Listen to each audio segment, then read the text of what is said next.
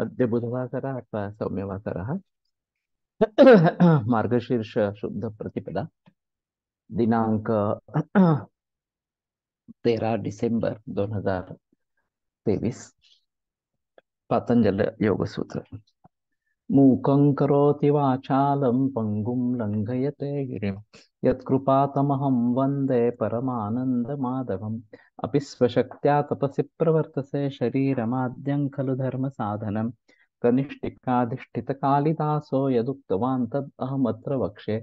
उद्दिष्टमायुर्वेदस्य स्वस्थस्य स्वास्थ्यरक्षणम् आतुरे रोगमुक्तिश्च द्वयमेतत् प्रयुज्यते। योगशास्त्रेऽधुना किन्तु न तत्तस्य प्रयोजनं। द्वयोर्मोक्षप्राप्तिः स्याद् योगो मोक्षप्रवर्तकः।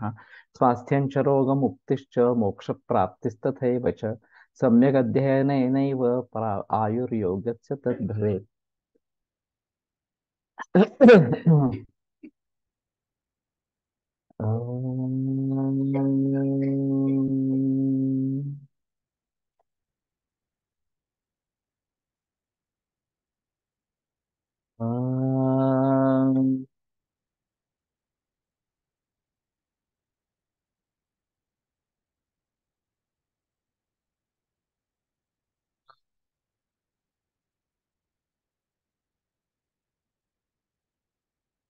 ओम शांति शांति शांति।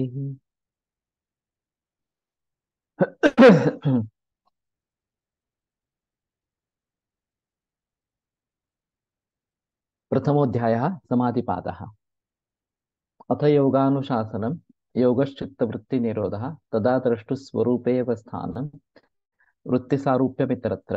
वृत्तयः पञ्चतयः क्लिष्टा क्लिष्टाः प्रमाणविपर्ययविकल्पनिद्रास्मृतयः प्रत्यक्षानुमानागमाः प्रमाणानि विपर्यय मिथ्याज्ञानम् अतद्रूपप्रतिष्ठम् शब्दज्ञानानुपाती वस्तुशून्यो विकल्पः अभाव प्रत्यालम्बनावृत्तिर्निद्रा अनुभूत विषया संप्रमोषः स्मृतिः अभ्यासवैराग्याभ्यां तन्निरोधः। तत्र स्थितौ यत्नोऽभ्यासः स तु दीर्घकाल नैरन्तर्य सत्कारा सेवितो दृढभूमिः।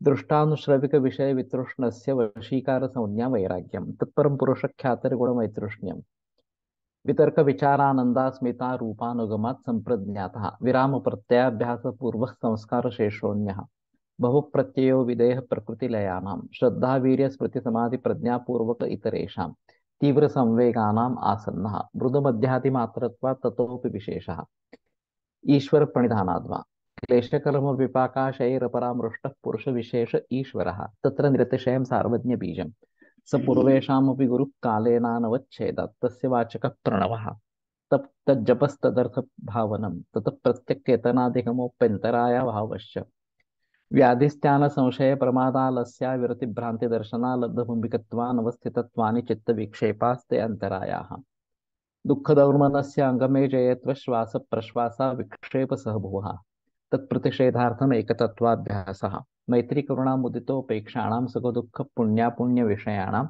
भावनातश्चित्त प्रसादनम् प्रच्छर्दन विधारणाभ्यां वा प्राणस्य विषयवती वा प्रवृत्तिरुत्पन्ना मनसः स्थिति निबंधिनी विशोका वा ज्योतिष्मति वीतराग विषयं वा चित्तं स्वप्न निद्रा ज्ञानालंबनं वा यथाभिमत ध्यानाद्वा परमाणु परम महत्वान्तोस्य वशीकारः क्षीणवृत्तिरभिजातस्यैव मणेर्ग्रहीतृग्रहणग्राह्येषु तत्स्ततदञ्जनता समापत्तिः तत्र शब्दार्थज्ञान विकल्पैः संकीर्णा सवितर्का समापत्तिः स्मृतिपरिशुद्धौ स्वरूपशून्यैवार्थमात्र निर्भासा निर्वितर्का एतयैव सविचारा निर्विचारा च सूक्ष्मविषया व्याख्याता सूक्ष्मविषयत्वं चालिङ्ग पर्यवसानं ता एव सबीजः समाधिः निर्विचार वैशारद्येध्यात्म प्रसादः ऋतंभरा तत्र प्रज्ञा श्रुतानुमान प्रज्ञाभ्याम अन्य विषया विशेषार्थत्वात् तज्जः संस्कारोऽन्य संस्कार प्रतिबंधी तस्यापि निरोधे सर्व निरोधात् निर्बीज समाधिः इति पतंजलि विरचिते योग सूत्रे प्रथमः समाधिपादः द्वितीयोऽध्यायः साधनपादः तपस्वाध्यायेश्वर प्रणिधानानि क्रियायोगः समाधिभावनार्थः क्लेशतनुकरणार्थश्च अविद्यास्मितारागद्वेषाभिनिवेशाः क्लेशाः अविद्याक्षेत्रम् उत्तरेषां प्रसुप्ततनुविच्छिन्नोदराणाम् अनित्याशुचि दुःखानात्मसु नित्यशुचि सुखात्मख्यातिरविद्या दृग्दर्शन शक्तियोर एकात्मतेवास्मिता सुखानुशयी रागः दुःखानुशयी द्वेषः स्वरसवाही विदिशोऽपि तथा रूढ़ो अभिनिवेशः ते प्रतिप्रसव हेयाः सूक्ष्माः ध्यान हेयास्तद्वृत्तयः क्लेशमूलः कर्माशयो दृष्टादृष्टजन्म वेदनीयः सति मूले तद्विपाको जात्यायुर्भोगाः ते लाद प्रतापफलाः पुण्यापुण्यहेतुत्वात् परिणामताप संस्कार दुःखैर्गुणवृत्ति विरोधाच्च दुःखमेव सर्वं विवेकिनः हेयं दुःखमनागतम् द्रष्टुदृश्ययोः संयोगो हेय हेतुः प्रकाशक्रियास्थितिशीलं भूतेन्द्रियात्मकं भोगापवर्गार्थं दृश्यम् विशेषा विशेषलिङ्गमात्रा लिङ्गानि गुणपर्वाणि द्रष्टा दृशिमात्र शुद्धोऽपि प्रत्ययानुपश्यः तदर्थ एव दृश्यस्य आत्मा कृतार्थं प्रति नष्टमप्यनष्टं तदन्यसाधारणत्वात् स्वस्वामी शक्त्यो स्वरूपोपलब्धि हेतु संयोगः तस्य हेतुरविद्या तदभावात् संयोगाभावो हानंत दृशेः कैवल्यम् विवेकख्यातिरविपुलः हानुपायः तस्य सप्तधा प्रान्तभूमि प्रज्ञा योगांगानुष्ठानात् अशुद्धिक्षये आज्ञा योगांगानुष्ठानात् अशुद्धिक्षये ज्ञानदीप्तिरा विवेकख्यातेः यम नियम आसन प्राणायाम प्रत्याहार धारणा ध्यान समाधेयो अष्टावंगानि अहिंसा सत्यास्तेय ब्रह्मचर्या परिग्रहा यमाः जाति देश काल समयानवच्छिन्ना सार्वभौमा महाव्रतम् शौच संतोष तपस्वाध्यायेश्वर प्रणिधानानि नियमाः वितर्क बाधने प्रतिपक्ष भावनम् वितर्का हिंसादयः कृतकारितानुमोदिता लोभ क्रोध मोह पूर्वका मृदु मध्यादि मात्रा दुःखाज्ञानानंत फला इति प्रतिपक्ष भावनम् अहिंसा प्रतिष्ठायां तत्सन्निधौ वैरत्यागः सत्य प्रतिष्ठायां क्रियाफलाश्रयत्वम् अस्तेय प्रतिष्ठायां सर्वरत्नोपस्थानम् ब्रह्मचर्य प्रतिष्ठायां वीर्यलाभः अपरिग्रह स्थैर्य जन्म कथनता संबोधः शौचात् स्वांगजुगुप्सा परैर संसर्गः सत्वशुद्धि सौमनस्यैकाग्रेन्द्रिय जयात्मदर्शन योग्यत्वानि च संतोषात् अनुत्तम सुखलाभः कायेन्द्रिय सिद्धिरशुद्धि क्षयात् तपसः स्वाध्यायाद इष्ट देवता संप्रयोगः समाधि सिद्धिरीश्वर प्रणिधानात् स्थिर सुखमासनम् प्रयत्न शैथिल्यानंत समापत्तिभ्यां ततो द्वन्द्वान् अभिघातः तस्मिन् सति श्वास प्रश्वासयोर्गतिविच्छेद प्राणायामः बाह्याभ्यंतर स्तंभ वृत्तिर्देशकाल संख्याभिः परिदृष्टो दीर्घ सूक्ष्म बाह्याभ्यंतर विषय क्षेपी चतुर्था ततः क्षीयते प्रकाशावरण धारणासु च योग्यता मनसः स्वविषय संप्रयोगे चित्त स्वरूपानुकार इवेन्द्रियाणां प्रत्याहारः ततः परमावश्यता इंद्रियाणाम् इति पतंजलि विरचिते योग सूत्रे द्वितीय साधन पादः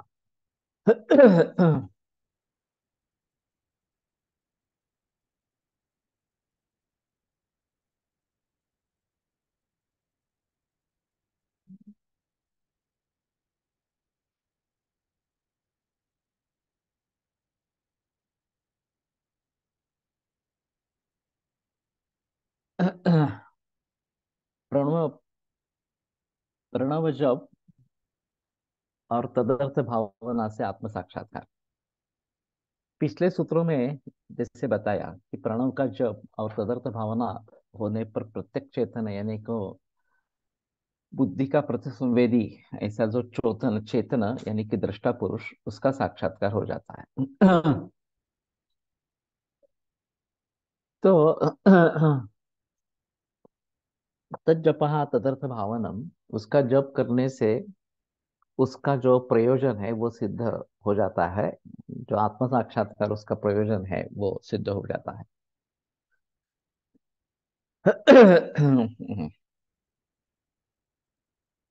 हाँ ये मैंने मेरे ख्याल हो गया था।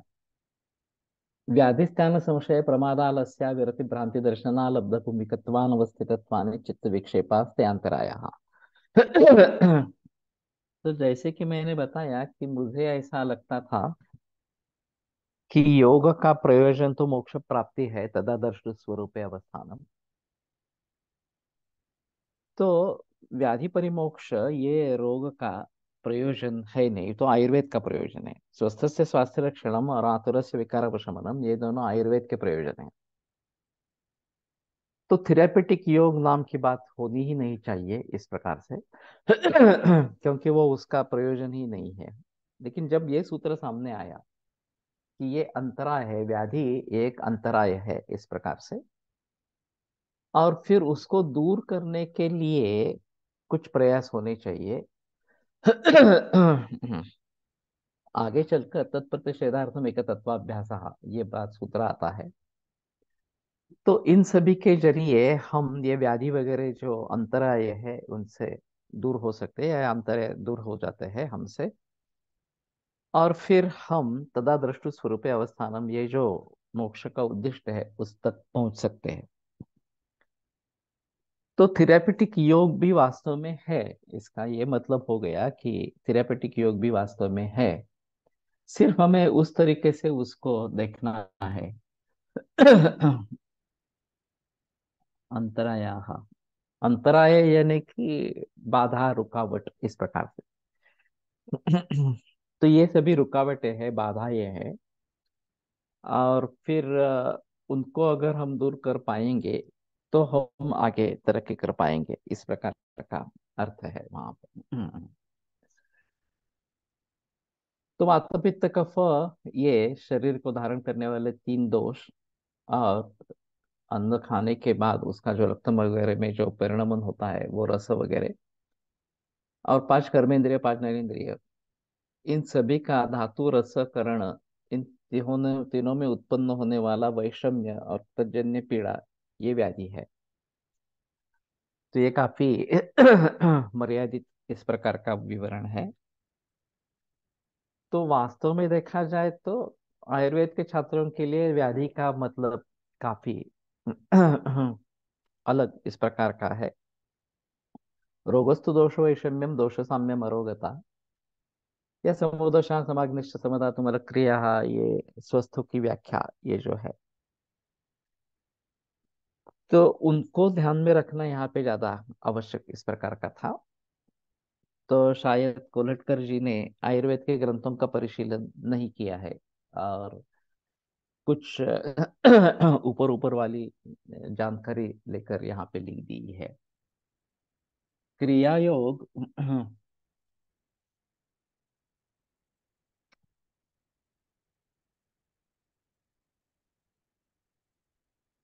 जो यौगिक कथामृता में आया है, वो द्वितीय अध्याय के पहले सूत्र में बताए, जैसे बताया गया है, उस प्रकार से तपस स्वाध्याय ईश्वर प्रणिधानाने क्रिया योग यावरून तैयार केले आहेत काय। योगी कथामृत मैंने पढ़ी है एक बार किताब, लेकिन ये केवल कथा के जरिए पढ़ी है। तो उस समय में मुझे एक शास्त्र के हैसियत से उसको पढ़ना है, ये बात नहीं हुई थी। और वो रोचक किताब है, तो बहुत सारी कथाएं हैं इस प्रकार से। लेकिन उसके पीछे जो तत्व है वो जानना काफी जरूरी इस प्रकार का है। जैसे ज्ञानेश्वर को तो हम मानते हैं, उसमें कोई संदेह की बात नहीं है, लेकिन ज्ञानेश्वर को क्यों मानते हैं, ये सबसे अहम मुद्दा है। कि ज्ञानेश्वर ने रेड़े के मुख से वेद वदवाए, कहा, या फिर भित्ति को चलाया। तो ये जो चमत्कार उन्होंने किया, उसके जरिए उसको मानने वाले लोग उस जमाने में भी थे, आज के जमाने में भी है इस प्रकार से। लेकिन ये कार्य है, ये कारण नहीं है। उनके पास जो ब्रह्म तत्व का ज्ञान उनको हुआ था, जो उन्होंने प्रकट करने की कोशिश की, चांगदेव पासष्टी में ये ज्यादातर समझ में आता है। और पूरा गीता का सार मराठी में लाना, ये सबसे अहम काम इस प्रकार का है, और आम लोगों के लिए लाना। वैसे देखा जाए, जो विद्वान है, जिनको गीता पढ़ने आती है, समझ में आती है, वो तो उसी से काम कर लेते थे। सर्वसामान्य लोगों के लिए तो ये पॉसिबल नहीं था इस प्रकार से।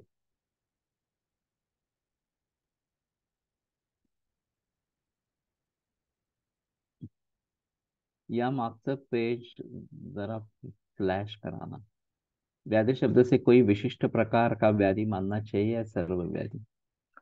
सर्व व्याधि लेना जरूरी है। कोई विशिष्ट व्याधि लेना, और उसमें शारीर मानस ये भी सभी देखने ही है। केवल मानस शारीर व्याधि ही लेना है ऐसा तो नहीं है।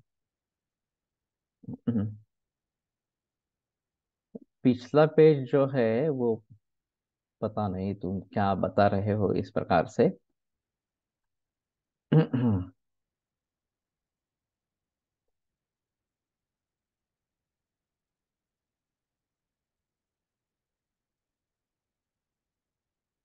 विषय त्याग पूर्वक चित्त जब अंतर्मुख हो जाता है तो प्रणव जप से युक्त इस प्रकार से तदर्थानुसान अर्थानुसंधान से बुद्धि प्रतिसंवेदी जो प्रत्यक्ष चेतन इस प्रकार का साक्षात्कार बुद्धि को हो जाता है। तो इस साक्षात्कार के लिए साधक के लिए दो प्रकार की सामग्री अनुकूल होती है।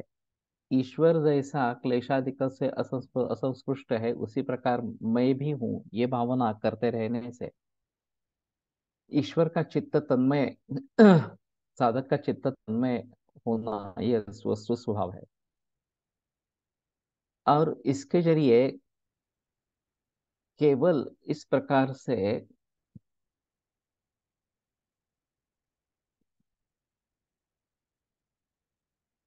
ये क्या है बीच में शब्द है, ध्यान मात्र से ही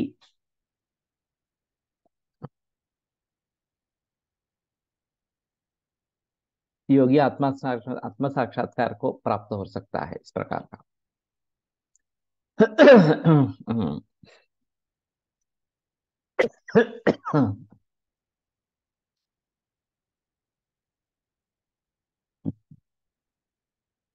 तो मुझे ऐसा लगता है कि विविधम दुखम आदधाति इति व्याधि, ये एक व्याधि की व्याख्या है। तद दुख संयोग व्याधः उच्यन्ते, ये भी एक व्याख्या इस प्रकार की है। तो उन सभी को हम अगर लेंगे इस प्रकार से, या रोगस्तु दोष वैषम्यम इस प्रकार की जो है वो देखेंगे इस प्रकार से, तो फिर इसका मतलब थोड़ा ध्यान में आएगा। और फिर यहाँ जैसे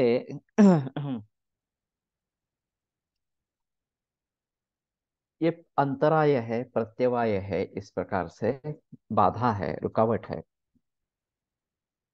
तो उससे दूर होने के लिए ईश्वर प्रणिधानाद्वा और तस्य वाचकः प्रणवः तज्जपः तदर्थ साधनम, इन सूत्रों की अगर हम सहायता लेते हैं तो हमें हम आगे तरक्की इस प्रकार की कर पाएंगे।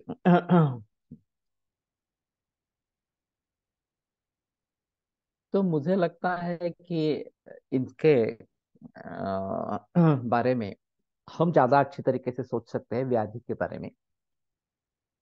और अगर पातंजलि योग सूत्र पर आयुर्वेद की दृष्टि से टीका लिखनी है या उसका विवरण आयुर्वेद की दृष्टि से करना है तो वो वैद्यों को ही करना पड़ेगा। यहाँ तो हमारे लिए काफी स्कोप है, उसमें संदेह की बात नहीं है, लेकिन अन्य जगह भी ये तेषां प्रवृत्तिस्तु परिग्रहात्, ये जो बात जनपद ध्वंस में कही गई है कि शुरुआत रोगों की किस प्रकार से हो गई, तो परिग्रह ये कारण था। और यहाँ अपरिग्रह इस प्रकार का बताया गया है। तो ऐसे कुछ संदेह ऐसे दोनों को जोड़ने वाले स्थल हमें साथ में लाने पड़ेंगे। और शायद यहाँ पे हम ये कह सकते हैं कि अगर व्याधि है तो आयुर्योग के जरिए व्याधि को दूर करना ये थोड़ा ज्यादा आसान है।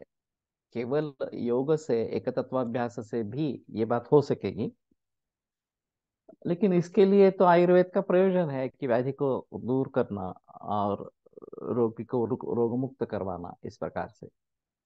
तो इसमें आयुर्वेद की सहायता जरूर ली जा सकती है, उसमें संदेह की बात नहीं। अब शारीरिक और मानसिक दोनों प्रकार के हैं, या मन कायिक इस प्रकार के रोग है, तो मन के बारे में हम थोड़ा योग के बारे में सोच सकते हैं। वैसे आयुर्वेद से भी सोच सकते हैं, लेकिन इसके द्वारा भी सोच सकते हैं मन के बारे में भी, योग के द्वारा। और फिर किसी न किसी तरीके से व्याधियों से मुक्ति पाना, ये हमारे लिए अहम मुद्दा इस प्रकार का रहेगा। तो ये रुकावट दूर करना बहुत जरूरी इस प्रकार का है। और इसलिए इसमें आयुर्योग का एक अहम रोल इस प्रकार का रहेगा। चित्त के यहाँ उत्पन्न होने वाली अकर्मण्यता, ये ध्यान। तो ये ध्यान शब्द बड़ा कठिन इस प्रकार का है। ये कहाँ से आया, ये तो पता इस प्रकार का नहीं है। कि ध्यान यानी कि चिकट जो चिपक जाता है इस प्रकार से, और आसानी से निकलता नहीं है इस प्रकार से। तो ऐसा होने से अकर्मण्यत्व इस प्रकार का हो जाता है कि जो कार्य करना चाहिए किसी एक चीज को, वो कार्य नहीं होता इस प्रकार से। अब ये त्यानत्व दोष शरीर का है, मन का है, ये देखना जरूरी इस प्रकार का होगा।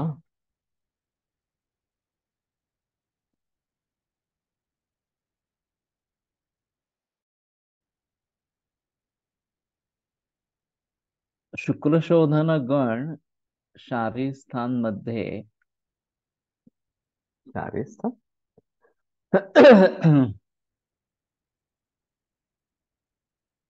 शुक्रशोधन गणाचा काय संबंध आला?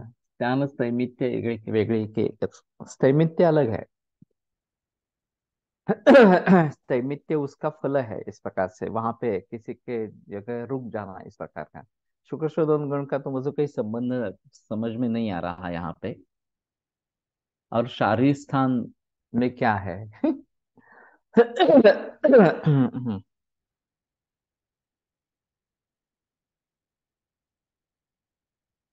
तो थोड़ा विस्तार से लिखो इसके बारे में, कि पता नहीं लग रहा है इस प्रकार से। वैसे त्यानत्व चिपक जाना, ये रुक्ष और स्निग्ध गुण का इकट्ठा परिणाम इस प्रकार का होता है।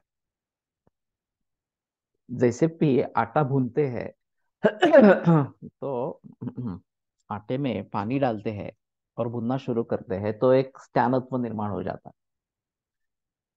अब उसमें ज्यादा स्त्यानत्व है तो ऊपर से ज्यादा आटा डालते हैं, और अगर ज्यादा ही रूक्ष इस प्रकार का हो गया तो स्नेह डालते हैं इस प्रकार से। तो ये चिपक जाता है, स्त्यानत्व के कारण चिपक जाता है इस प्रकार से।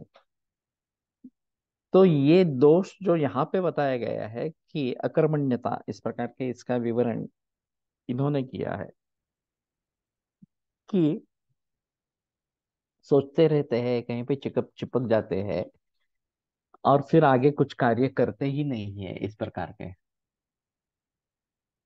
वेगळा प्रश्न आहे, मला उत्तर मिळत नव्हतं तो विचारला. हम्म,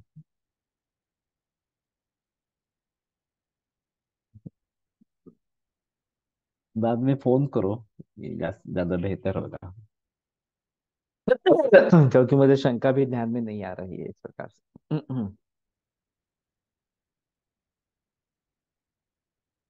तो ये ध्यान थोड़ा फिजिकल लेवल पर ज्यादा है इस प्रकार से।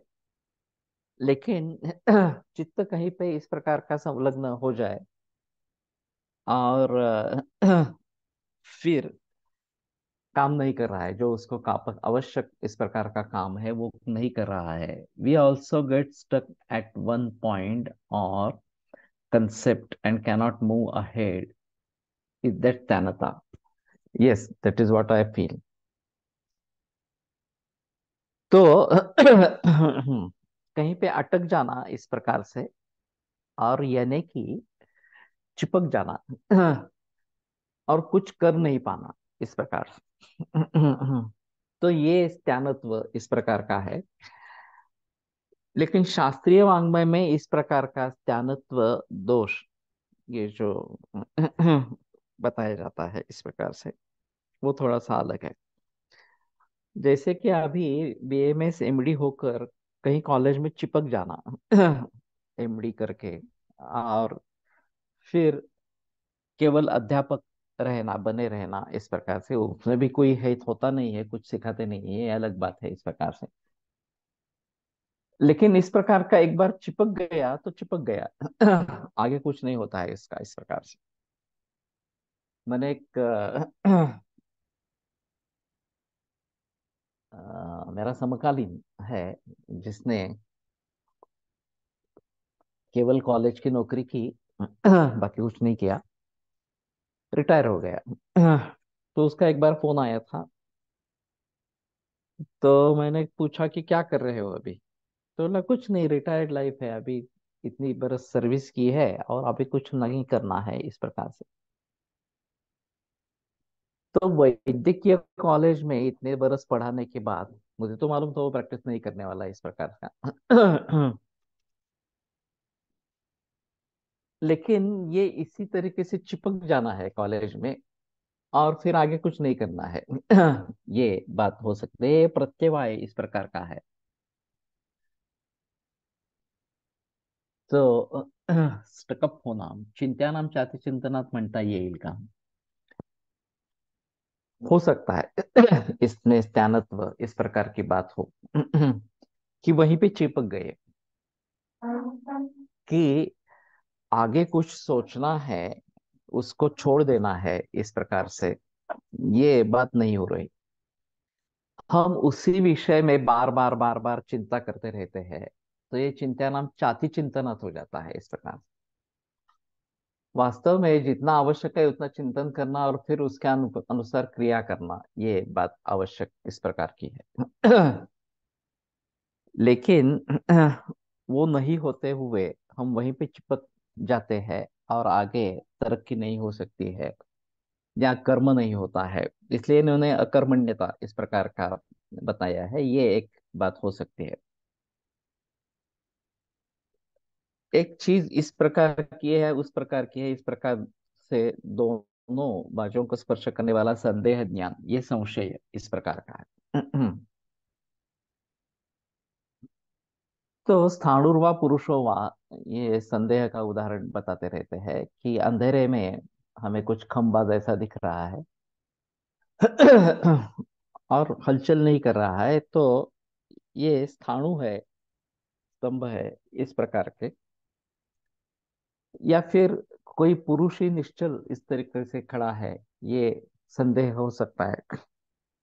थोड़ा नजदीक जाने पर या थोड़ा प्रकाश आने पर पता चलता है कि अरे ये स्तंभ है या ये पुरुष है इस प्रकार से। तो ये संदेह की स्थिति निर्माण होना, ये एक प्रत्यवाय इस प्रकार का।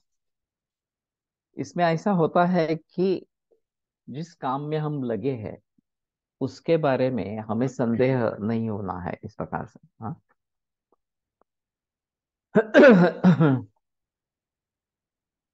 कि मेरा पूरा विश्वास या श्रद्धा उस पर होनी चाहिए।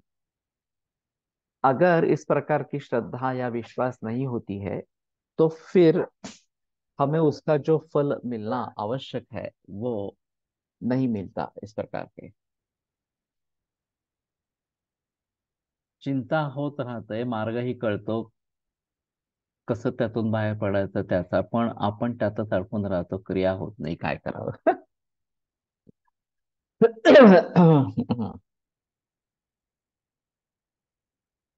तो इसमें थोड़ा सा आलस्य, ये भाव है कि पता चल गया कि ये मार्ग है और इस मार्ग पर आगे बढ़ना है इस प्रकार से। तो फिर आलस्य को त्याग कर उस मार्ग पर चलना यही आवश्यक है, केवल सोचते रहने से कुछ बातें नहीं होती है। नहीं सुप्तस्य सिंहस्य प्रविशन्ति मुखे मृगाः मृगाः इति।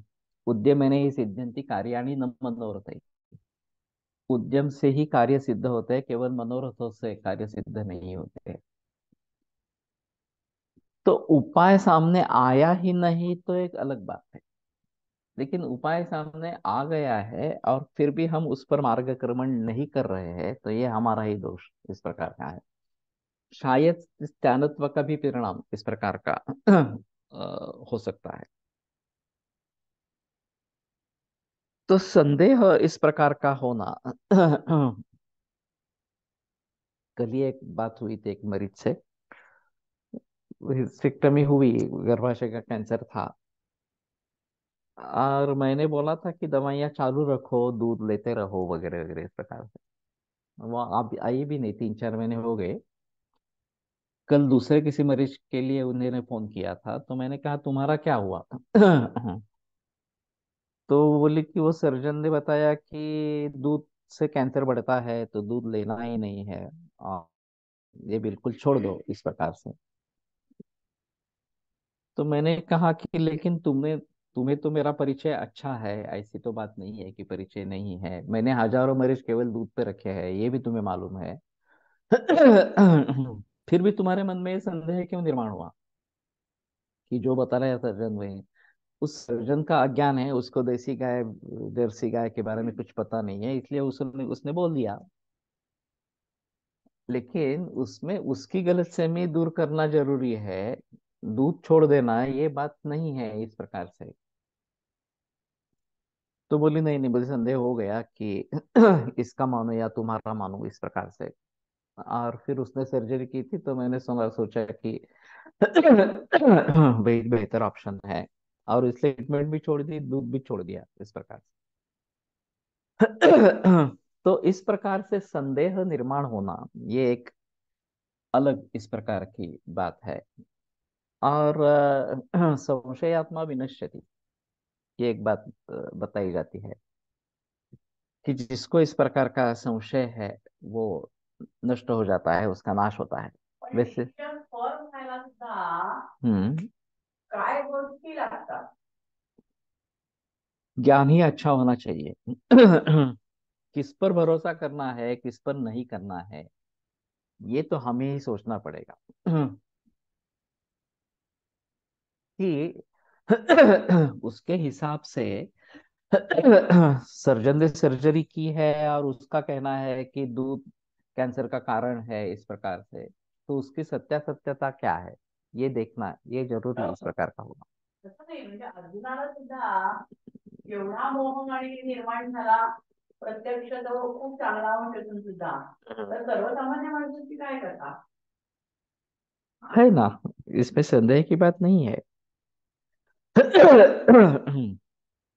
नैको मुनिर यस्य वच प्रमाणम, ये जो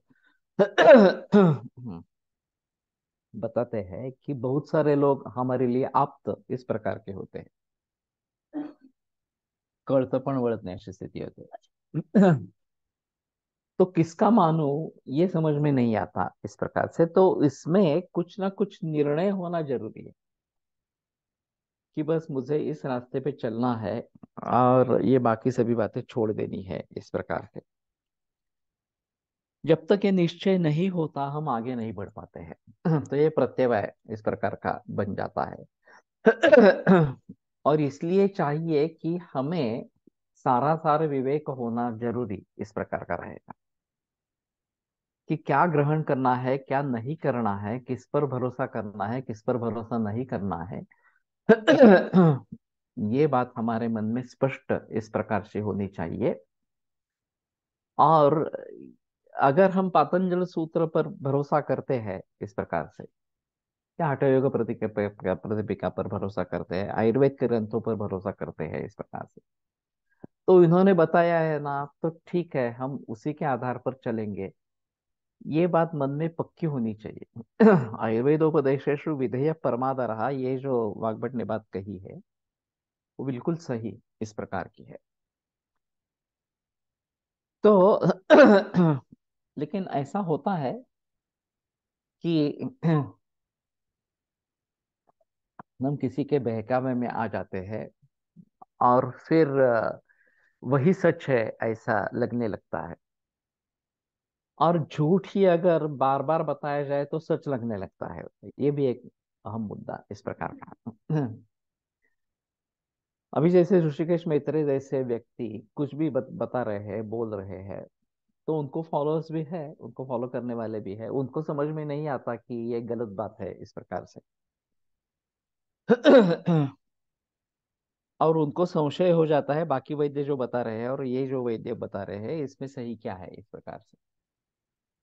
तो जिसका ज्यादा परिणाम होगा, उस परिणाम के आधार पर वो आगे बढ़ते रहेंगे। इस प्रकार की बात होगी। तो संशय दूर होना, संदेह दूर होना, ये बहुत आवश्यक इस प्रकार की चीज है। प्रमाद, समाधि साध्य होने के लिए अमुक एक साधन का आश्रय करना अवश्य है।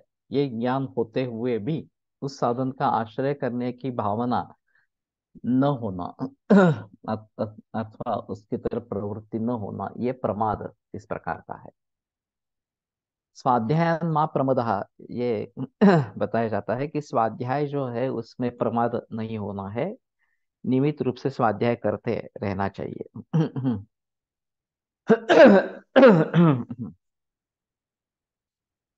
तो समझते हुए भी नहीं करना, ये प्रमाद इस प्रकार की चीज कही जाती है।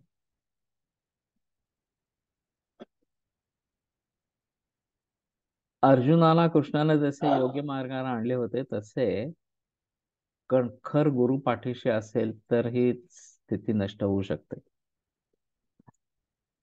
गुरु होना चाहिए, वो एक अलग बात है। लेकिन हमारी खुद की धारणा इस प्रकार की होनी चाहिए, मुझे ये एक चीजें करनी है बस, उसमें मुझे प्रमाद नहीं करना है, इस प्रकार से। तसं नाही होत बरं का. तुम्ही काय म्हणताय, तुम्ही आप्त म्हणताय हे सगळं बरोबर आहे, पण त्या बाईंच्या बाबतीमध्ये किंवा जनरल लोकांच्या बाबतीमध्ये, हाँ। जनरल लोकांच्या बाबतीमध्ये काय होतं की ते आधी ऍलोपॅथीकडे गेलेले असतात. हम्म। मग त्यामुळे त्यांना तो डॉक्टर सांगतो ते जर आपण मानलं नाही हम्म। आणि खरंच आपला कॅन्सर वाढला हे हम्म। सांगता त्यांच्यावर, हम्म। तर विश्वास पहिला त्यांच्यावर असतो. हम्म। पण तुम्ही त्यांचं काहीच आहे ना, केलेलं मी काय नसतं. त्याच्याविषयी म्हणत नाहीये। लेकिन जब उसने देखे हैं रिजल्ट्स इस प्रकार से, किताब पढ़ी है, तो इसमें तुरंत संदेह होने की आवश्यकता नहीं है कि इसका सच है, इसका झूठ है, इस प्रकार से। प्रमाद व आलस्य मध्ये काय फरक आहे? हाँ, प्रमाद आलस के बिना भी हो सकता है। आलस्य एक कारण हो सकता है प्रमाद का, उसमें संदेह की बात नहीं है। लेकिन ये मुझे करना है, ये मैं भूल जाता हूँ, ऐसी बात हो सकती है। उसका महत्व उतना मुझे ध्यान ध्यान मालूम नहीं होता है और इसलिए नहीं किया जाता, ऐसी भी बात हो सकती है। केवल आलस्य ही कारण हो सकता है, ऐसा नहीं है। प्रज्ञापराध कह सकते हैं प्रमाद को। कि जानबूझ कर, लेकिन प्रज्ञापराध में थोड़ा सा ऐसा है, बुद्धिया विषम विज्ञानम विषम च प्रवर्तनम। तो बुद्धिपूर्वक विषम विज्ञान और विषम प्रवर्तन इस प्रकार का है, तो वो प्रज्ञापराध इस प्रकार का रहेगा। तो ये प्रमाद को भूल इस प्रकार की भी कही जाती है। एक अजीब उदाहरण व्याकरण में हमें बताया गया था कि जनरली गुरु जो है उनके बारे में ये प्रमाद शब्द का प्रयोग नहीं किया जाता।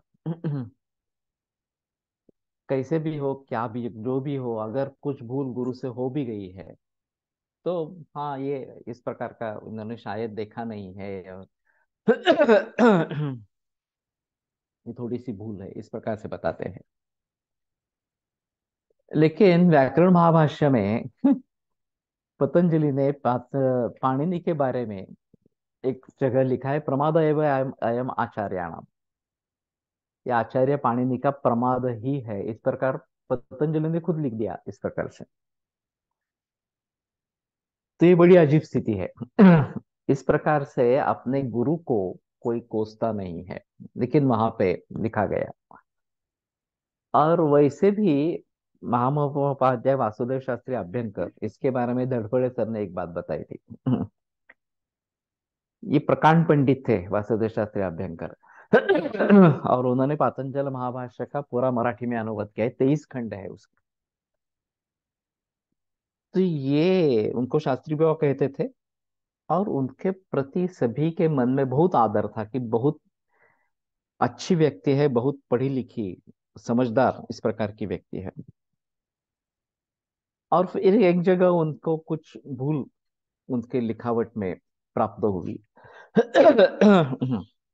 तो सभी को आश्चर्य होगा कि वासुदेव शास्त्री अभ्यंकर इस प्रकार की भूल कैसे कर सकते हैं। और फिर उनको वो बताएगा कौन, किसकी ताकत है कि उनको ध्यान में लाके दे कि आपके द्वारा ये भूल हो गई है, आपको इसको सुधारना है इस प्रकार से। तो कभी कभी ऐसा हो सकता है कि इतने बड़ी व्यक्ति से भी कोई भूल हो सकती है अनजाने में इस प्रकार से, और दूसरों के ध्यान में ये बात आ सकती है, अरे ये इस प्रकार का तो गलत है, ये इस दृष्टि से। तो इसको प्रमाद कहते हैं कि जानते हुए भी अनजाने इस प्रकार से बनना और कुछ भूल इस प्रकार का करना, तो ये शायद प्रमाद का महत्व है।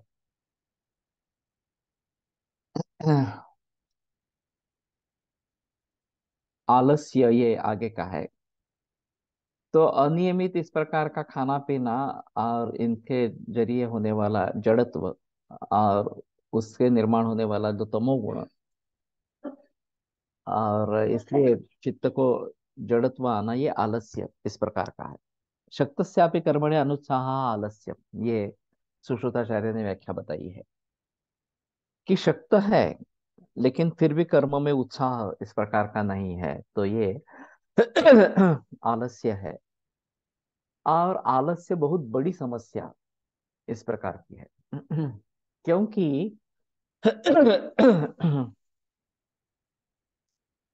शक्त होने पर भी नहीं कर रहे हैं, तो ये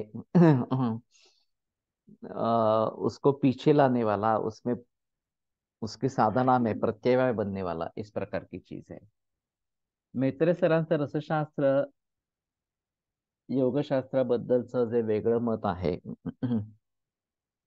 वेगळं मत आकस आहे आणि त्याबद्दल ते जाहीरपणे प्रचारही करतात, पण बाकी अष्टांग हृदयाबद्दल त्यांचं लिखाण चालू आहे, ते योग्य आणि आचरणीय आहे का? वो देखना पड़ेगा। अष्टांग हृदय के बारे में या बाकी चीजों के बारे में, उसका एक स्वभाव ऐसा है कि बंडखोरी करना इस प्रकार से, जो प्रस्थापित चल रहा है उससे कुछ अलग लिखना और उसी में धन्यता मानना। मैं मानता हूं कि अगर इस प्रकार का कुछ अलग विचार आता है मन में और वो अच्छा है, अनुकरणीय है, तो सभी लोगों के सामने लाना चाहिए, उसमें संदेह की बात नहीं। जब पहली बार मुझे ऐसा लगा कि हाइब्रिडाइजेशन ये अगर मूल कारण है, तो शुक्र शोधन गण कैंसर में काम करेगा, ये अलग विचार है। क्योंकि अगर मुझे हाइब्रिडाइजेशन के बारे में पता नहीं होता तो मैं शायद शुक्र शोधन गण के बारे में सोचता नहीं। वैसे शुक्र शोधन गण देखा गया, और पुराने जमाने में शुक्र शोधन गण का क्या महत्व था ये एक अलग बात हुई। शुक्र शोधन गण तो बहुत पुराना है। लेकिन शुक्र शोधन गण का कहाँ पे कैसे उपयोग करना है प्राचीन रोगों के लिए, ये बात सामने कभी आई नहीं थी। अब हाइब्रिडाइजेशन के जरिए शुक्र शोधन गण का एक अलग महत्व है, ये बात ध्यान में आ गई। और आज की स्थिति में शुक्र शोधन गण का प्रयोग कैंसर में किया जा सकता है, ये बात लेकर मैंने कैंसर में उसका आरंभ कर दिया। तो ये एक तरीके से बंडखोरी है, मेरी बंडखोरी है इस प्रकार से। अलग विचार इस प्रकार का है। और लोगों के सामने रखना है। अभी लोग उसके बारे में सोचेंगे और प्रयोग करेंगे, अगर उनको भी वही अनुभव आता है तो वो आगे बढ़ेगा इस प्रकार से। जैसे कपाल रंध्र धरती, कर्ण रंध्र धरती के बारे में निसार ने अलग तरीके से सोचा था। और प्रयोग किया पीसीओडी में खास करके। अभी मैंने ब्रेन ट्यूमर्स में काफी उसका प्रयोग शुरू कर दिया है। पण और आता पाहिलं की वापरलेला आहे, हम्म तर आपल्याला समजा नैसर्गिक अन्न नाही मिळते, हम्म तर तिथे शुक्र शोधन गण आपण त्याच्यात त्यांना टाकायला दिला तर काय होईल? चालू शकेल ना। अभी नैसर्गिक अन्न नहीं मिल रहा है, तो शुक्र शोधन गण का वहां पे प्रयोग वास्तव में ऐसा है कि संक्षेपक क्रिया एवं निदान परिवर्जन, हाइब्रिडाइजेशन बंद कर देना चाहिए, नैसर्गिक बीज का प्रयोग होना चाहिए, यही सबसे बेहतर इस प्रकार है। लेकिन अभी सभी लोगों ने ये खाया है, तो चाहे कैंसर हो या न हो, सभी में शुक्र शोधन गण का प्रयोग होना चाहिए, ये भी बात हो सकती है कि आगे कैंसर न हो। इस दृष्टि से हम सभी शुक्र शोधन गण का प्रयोग करते रहे हमारे को लिए। एक दूसरी बात है कि रसायन प्रयोग हम करते रहेंगे, धातु निर्मित अच्छी रहेगी इस प्रकार से, तो क्षीर घृताभ्यास और रसायन आनाम सुवर्ण सिद्ध क्षीर वगैरह वगैरह लेते रहना है। लेकिन उसके बावजूद भी कैंसर नहीं है तो भी सभी को ये लेना है, ये भी बात हो सकती है प्रोहिबिटिव इस प्रकार से। लेकिन उसमें ज्यादा अच्छा ऑप्शन रसायन का सेवन करना है, और रसायन और शुक्र शोधन ये दोनों अगर साथ में है तो अच्छा है। इस प्रकार से भी बात सोच सकते हैं इस प्रकार से। प्रमाद पूर्णपणे तमोगुणाच्या प्रभावाने होतो, स्ट्रोक मध्ये पण कपालरंध्र धावतीचा उपयोग होईल का? हो सकेगा। अभी मस्तक में जहां जहां कुछ संप्राप्ति हो रही है,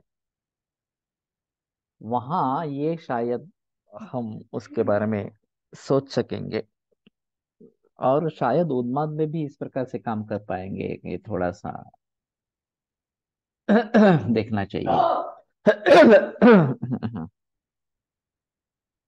तो सर्वेन्द्रियाणि येनास्मिन् प्राणायेषु च संश्रिताः यदुत्तमांगमंगानां शिरस्तदभिधीयते, ये जो मस्तक के बारे में बात कही गई है, तो ये एक अलग विचार है।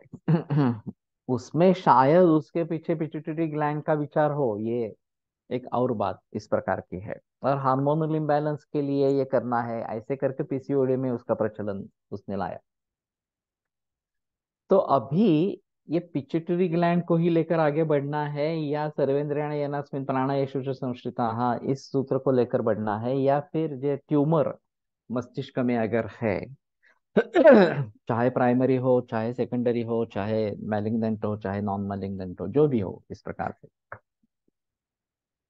तो उस बात को ध्यान में रखते हुए कपाल रंध्र धोती और कर्ण रंध्र धोती करते रहते हैं, तो फायदा होगा, एक स्टिमुलेशन है इस प्रकार से। अभी मैं सोच रहा हूँ कि मुद्राओं के बारे में काफी प्रयास करने हैं। मुद्रा वैसे आसान है करने में, और भली भांति अगर मुद्रा करते रहते हैं, उसका अभ्यास करते हैं, तो भी काफी चीजें प्राप्त हो सकते हैं। समान मुद्रा के ऊपर मैं अभी थोड़ा काम कर रहा हूँ, क्योंकि ये अग्नि से जुड़ा है और अग्नि ये प्रधान हमारे लिए है। तो फिर मैंने थोड़ा सा उसमें अलग तरीके से सोचा था कि यहाँ 5 अंगुलियों को इकट्ठा लाना, ये समान मुद्रा है। और जो प्रचलन में है वो दोनों हाथ की 5 अंगुलियां इकट्ठा लाना, वो आकाश की तरफ उसको रखना, और फिर जाप विप करना। तो मैं एक हाथ ऊपर और एक हाथ नाभि में रखता हूँ, क्योंकि ये नाभि अग्नि का स्थान इस प्रकार का है, समान वायु का स्थान है। और सिराओं का जालक वहां पे है, और ऐसी कल्पना करना कि ये सिराओं का जालक खुल रहा है, जो उसमें रुकावट बाधा ये है वो दूर हो रही है इस प्रकार से, और अग्नि प्रदीप्त हो रहा है। इस प्रकार की संभावना करते हुए अगर समान मुद्रा करते हैं तो फायदा होगा, ऐसा मेरा कहना है। अभी मैंने तो खुद के लिए शुरू किया। लेकिन अगर इससे अच्छे रिजल्ट्स मिलते हैं, सभी के लिए ये फायदेमंद हो सकता है। वैसे वायु मुद्रा और अपान मुद्रा ये भी अच्छी मुद्रा है, तो उसका भी अभ्यास करना है इस प्रकार से। वायु ही दोषों का नेता है, और उसको काबू में रखेंगे तो ये सभी चीजें हो सकती है। खास करके जब क्रैम्प्स आते हैं, या फिर सीने में दर्द होता है, हृदय में दर्द होता है वगैरह वगैरह, तात्काल करने लायक क्या है, ये तो अपने हाथ में है। इसको हम वायु मुद्रा अगर करेंगे तो उससे भी फायदा होगा इस प्रकार से।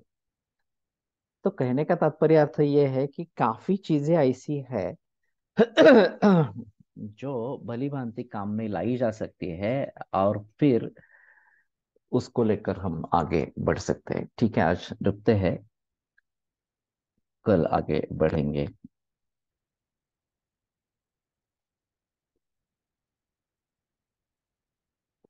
ओम धन धन्वंतरये नमः। ओम धन धन्वंतरये नमः। ओम धन धन्वंतरये नमः। ओम धन धन्वंतरये नमः। ओम धन धन्वंतरये नमः। ओम धन धन्वंतरये नमः। ओम धन धन्वंतरये नमः। ओम धन धन्वंतरये नमः। ओम धन धन्वंतरये नमः। ओम धन धन्वंतरये नमः। इलेक्ट्रिसिटीचा वातव्याधी मध्ये प्रभावी उपयोग करून घेता येईल असे खूप वर्षापासून वाटते आहे. पण प्रत्यक्षात डिव्हाइस काय व कसे वापरता येईल हे विषयी काही सुचत नाही. इलेक्ट्रोथेरेपी करके एक थेरेपी प्रचलन में है। यहाँ एक सुहास जोशी, शायद कुमटेकर रोड पे उसका क्लिनिक है इलेक्ट्रोथेरेपी का, इस प्रकार से उसके पिता करते थे। और शॉक ट्रीटमेंट ही है कि जहाँ पे ग्रह है, खास करके मन्या ग्रह हो, कटी ग्रह हो, हस्त ग्रह हो, वगैरह वगैरह, वहां पे शॉक ट्रीटमेंट देते रहते हैं और तात्कालिक फायदा होता है, उसमें संदेह की बात इस प्रकार की नहीं है। तो अगर तुम्हें सचमुच ही दिलचस्पी है तो ढूंढने की कोशिश करो। काल एक बस्तीचा पेशंट पाठवला आहे, मी त्याच्याविषयी सुश्रुतशी बोलू की कोणाशी? सुश्रुतशी बोलू. फिजियोथेरेपी मध्ये इलेक्ट्रोथेरेपी वापरतात ना? ये मुझे मालूम नहीं है, प्रयोग करते हैं नहीं करते हैं इस प्रकार से। वैसे मुझे लगता है ये सब एनर्जी का ही खेल है। तो सिर्फ कौन से एनर्जी और कहाँ पे प्रयोग कैसे करनी है, ये बात होनी चाहिए। वैसे फिजियोलॉजी में भी ये इम्पल्स जो बताते हैं, नर्वस सिस्टम के इम्पल्स बताते हैं, या इलेक्ट्रोकार्डियोग्राम ये जो बताते हैं, ये इलेक्ट्रिसिटी का ही है। अब उसके पीछे तत्वज्ञान क्या है ये समझ लेना जरूरी इस प्रकार का होगा। वो डायग्नोस्टिक के लिए उसी प्रकार से हम ट्रीटमेंट के बारे में सोच सकते हैं, ऐसा है।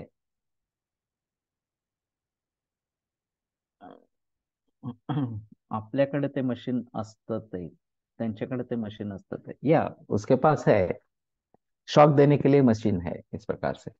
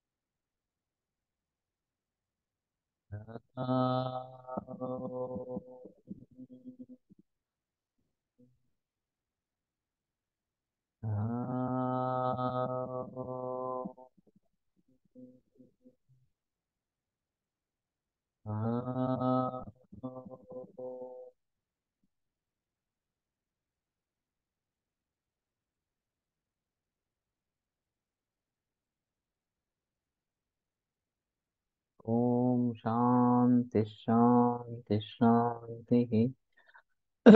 विरम्यते व्याख्यान व्यापार। श्वः पुनरपि मिलिष्यामः।